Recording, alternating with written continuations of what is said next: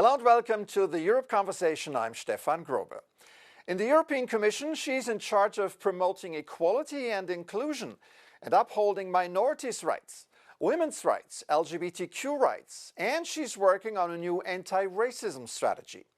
She's also responsible for crisis management and civil preparedness and strengthening international cooperation and humanitarian diplomacy. Now, if that is not a crucial portfolio, I don't know what is. So I'm excited to be joined by EU Commissioner Hadja Lahbib. Welcome to the program. It's a pleasure to have you here. Thank you for having me, Stefan. So let me start by asking you about the situation in the Middle East. You have expressed hope that work on a two-state solution can begin soon, and it shouldn't be a mere slogan. Now, today, are you more hopeful or less hopeful about this? It's clear that the ceasefire has opened a window of hope. We all saw the hostages back in Israel, embracing their beloved one. But we also saw, as well, millions of Palestinians going back and in a sea of rubble, without home, without nothing, by the way. And so the urgency is now to alleviate the suffering, to recover, and to provide humanitarian aid. And that's exactly what we are doing. This is the second phase of the humanitarian agreement. The Israeli authorities agreed to let 600 trucks per day to enter into Gaza, but we are not there yet. And so we asked the Israeli authorities to keep their promises. The winter is coming. The situation is dramatic with population which is starving, children and women to the breach of the famine. There is a famine, and we want to avoid this famine to spread. What can you do as European Union, as European Commission, as EU to accelerate that process? To put the pressure. And you know that we proposed as a Commission to lift partially the association agreement. This is a tool that we have. It's a leverage. And that's why we decided the previous Foreign Affairs Council to let this tool on the table to say, look, the Israelis the government is our first partner. We are their first trade partners, and we are the first global humanitarian donor of the Palestinian authorities. So with this balanced approach, we need also to be sure that all rules, all principles are respected. And you certainly heard about the Article 2 of the Association Agreement, who ask our partner to respect human rights. Mm-hmm.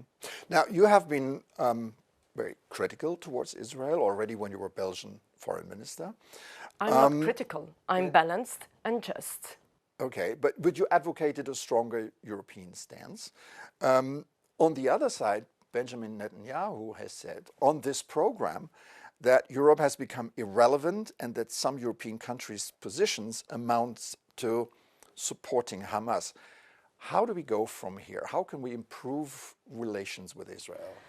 You know, I don't like to speak about improving our relation with Israel. It's about improving the humanitarian law, the international humanitarian law, and to remind that there are rules to be respected, conventions, Geneva Convention, that asks that every state that is occupying a territory to be sure that the population received basic help, aid. And we are there to provide this aid. We have tons of goods waiting at the border, at the Rafah crossing. And I repeat that part of the agreement is also the delivering of humanitarian aid. We want to see waves of trucks entering into Gaza. So we are in a sea of destruction. 90% of the buildings are completely destroyed. It gives you a glimpse of what is at stake. Let me go back to Netanyahu's remark that Europe is irrelevant. Did he have a point here? Where do you see Europe's footprint in the diplomacy, the ongoing diplomacy? We have been involved in the region as an honest broker for decades. For Israel, we are the first economic partners. For Palestinians, we are the first global donor, humanitarian donor, but also we are supporting the improvement, the reform of the governance of the Palestinian authorities. And it is in the interest of the Palestinians, but also in the interest of the Israelis to have a strong, robust governance, a Palestinian authority who is recognized, who is democratic, and we are helping them to reform. And we are ready to play our role, be it by UBAM, the EU border mission of assistance, by also training with the policemen, with UCOPS. We have a lot of programs, but we need good faith from both sides, and we are talking with all parties. And another thing is that, you know, within our European Union, we have a diversity of opinions, of histories as well. That is and very links. friendly description. That is, yes, it's a of the friendly situation. But also it shows that, you know, from us emerge a compromise, which is also the right balance between those who feel close to the Israeli government and the others.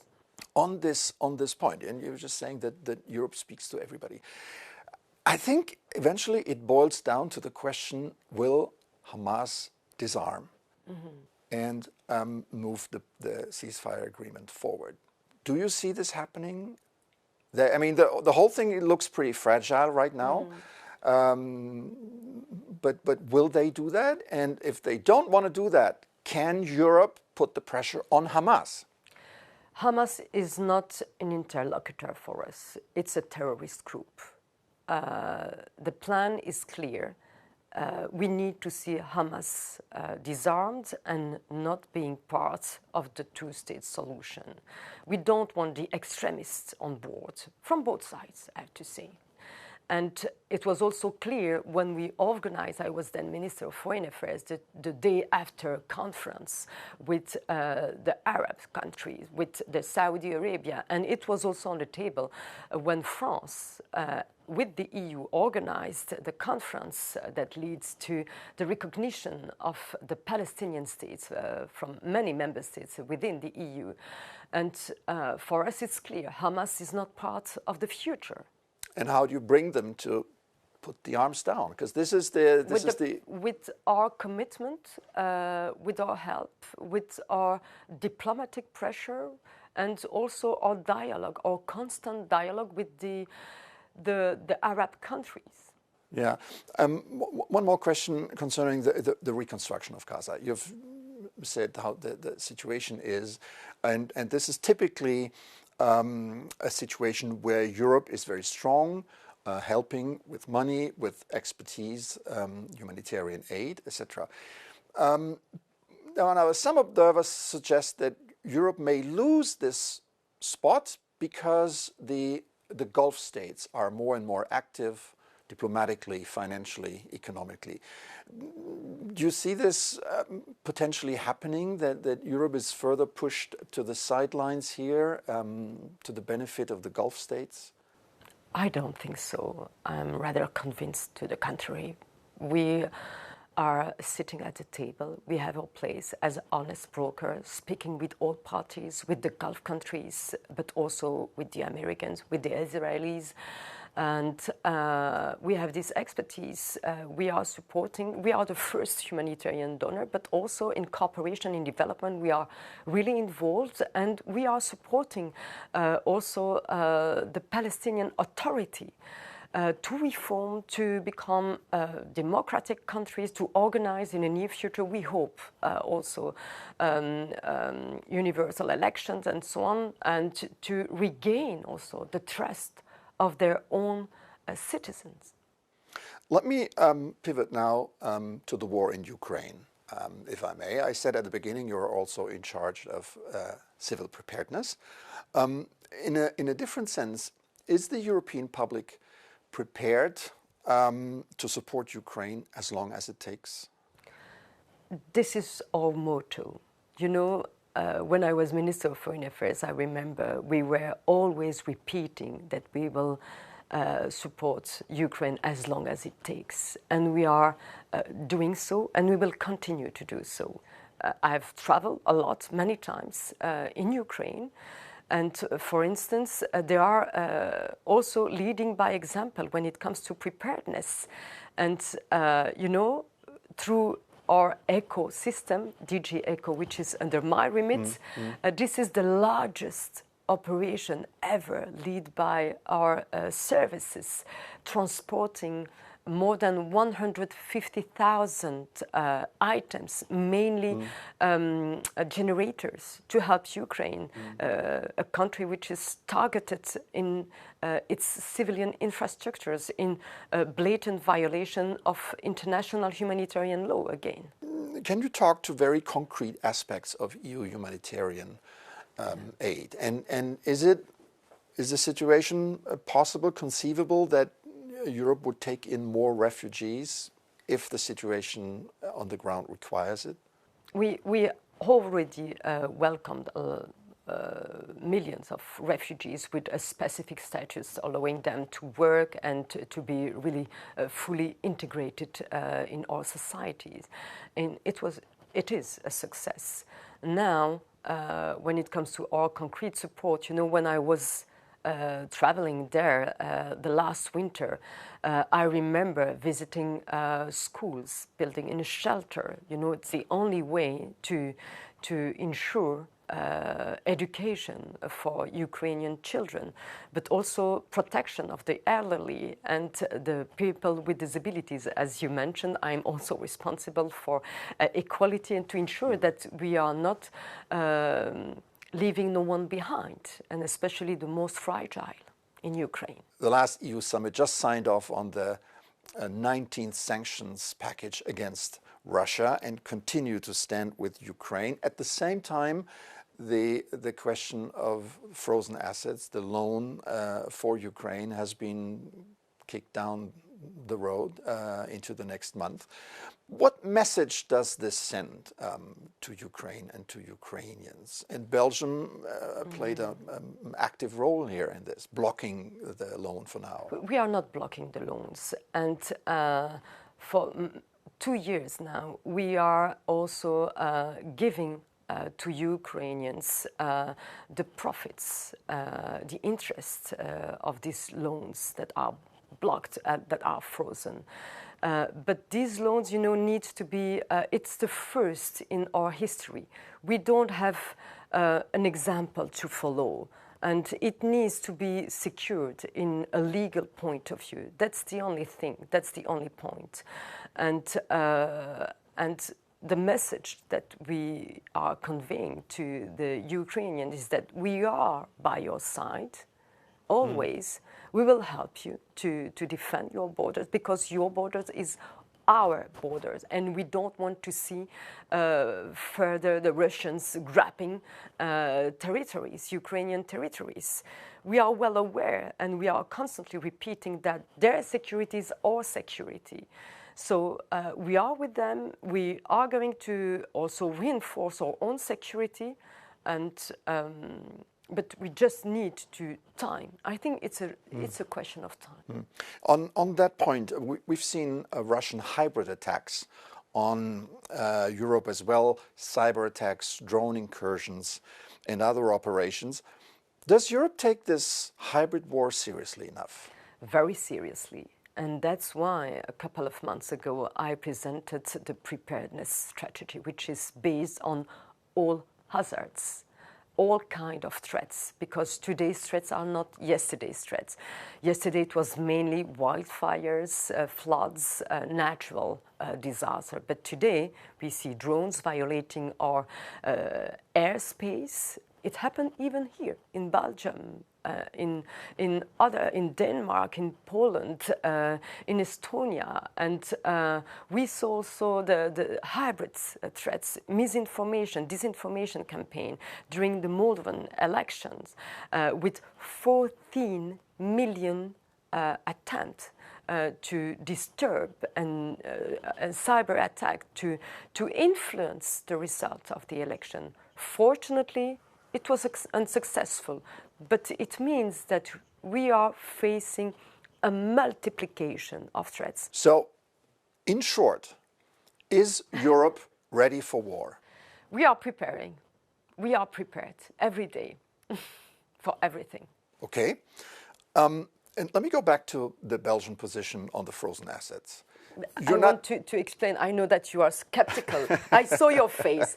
I just want to explain you. War is not, a Shah or a soldier knocking at your door saying, oh, look, I'm going to invade you. No, it is not the reality. Today's reality is a virus, a chemical attack, a nuclear incident that is maybe provoked by a power outages.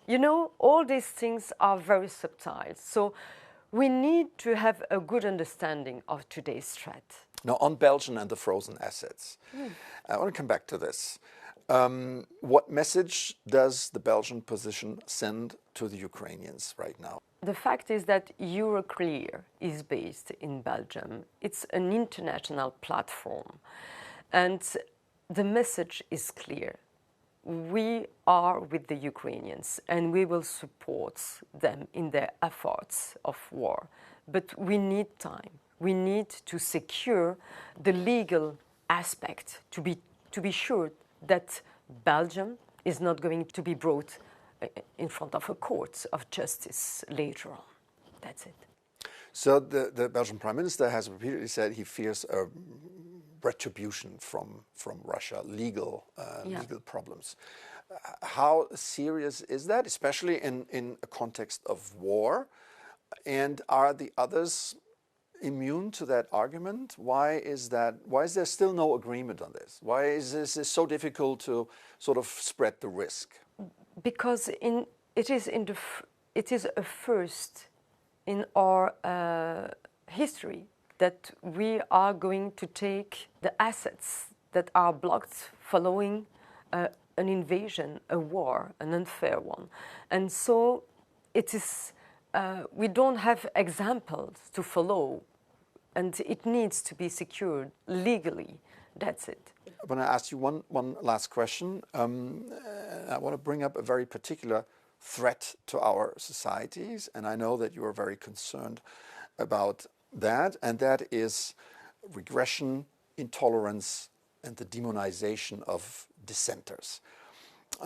Racism, anti-Semitism, and sexism are on the rise. You are in charge of equality and inclusion. How do you promote this these days? With good sense. I like figures, and obviously equality is also in the interest of our economies, of our competitiveness. We need to have all the skills, the potential skills on board. If we decide that half of the humanity, women for instance, cannot have a complete and full